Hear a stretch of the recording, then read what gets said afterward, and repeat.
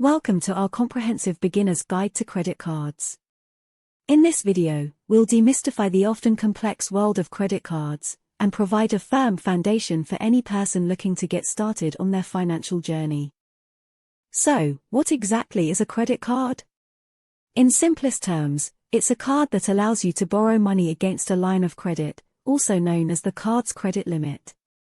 You can then use this borrowed money to pay for goods and services. The next vital component of understanding credit cards is the concept of an interest rate. This is the price you pay for borrowing money, and it's typically expressed as a percentage of the amount you borrow. Ideally, you should aim to pay off your credit card balance in full each month. If you fail to pay off the entire balance, you'll start to accrue interest, and that can quickly lead to financial trouble. Using a credit card responsibly is crucial. Not only will it save you from potential debt, it will also help build a healthy credit history and improve your credit score, which impacts your ability to make larger purchases like cars or homes in the future.